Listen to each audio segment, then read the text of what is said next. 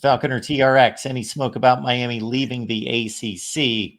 See, this is interesting because the ACC finally settled their litigation with Clemson and Florida State, which, if you remember, Miami and Dan Radakovich was the first person in school to actually put something out there along this, about like the media rights and and basically put a battery up the back of Clemson and Florida State and let them do the dirty work. Like, hey, y'all pay all the money, y'all get the negative press, y'all do all the stuff.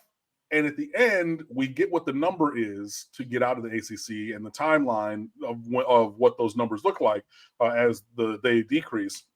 But we get none of the blowback.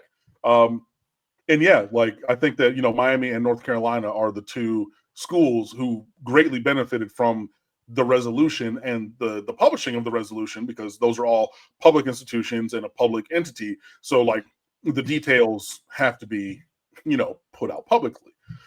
So like yeah, we get the desired outcome of knowing what the structures are and the timeline is without having done the dirty work. It's, I believe, too soon for there to be any real smoke about any of the teams leaving the ACC. I glanced at the thing. I didn't read it fully, but you're looking in many years, right? Because you want the buyout to get lower than it is. And everything, and also have a firm landing spot, have a firm number, and like TV networks, they're not going to renegotiate their current things, their current media rights deals mid-cycle, So I think it's a little premature for that. I think that definitely with the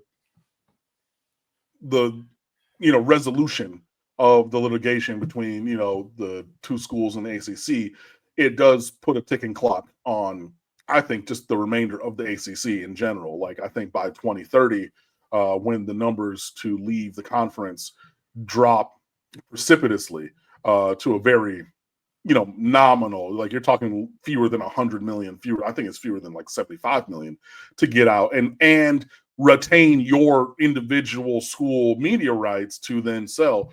I think that, yeah, so we're on a ticking clock for a few years. So maybe not smoke right now, but just logically, like, playing the chess out going forward, like, yeah, I would be real surprised if Miami were to stick around. Just to put some dates to what Cam is laying out there, 2030, 31 is the Big Ten deal. I know the Big 12 is not a desired destination, but they're in the same range too. I don't know where the SEC lands in regards to when a media rights contract ends.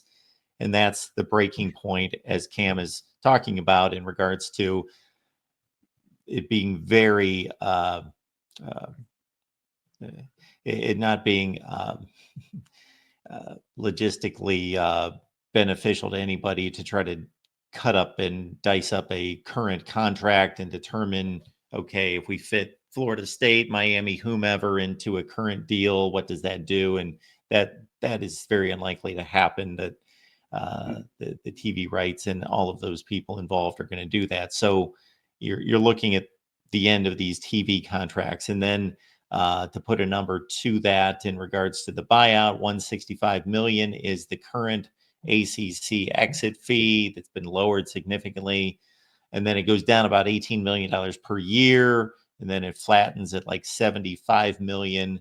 And then that would be based on the elevation to a Big Ten or SEC is very manageable to pay the 75, get out, and go jump to the Big Ten or the SEC.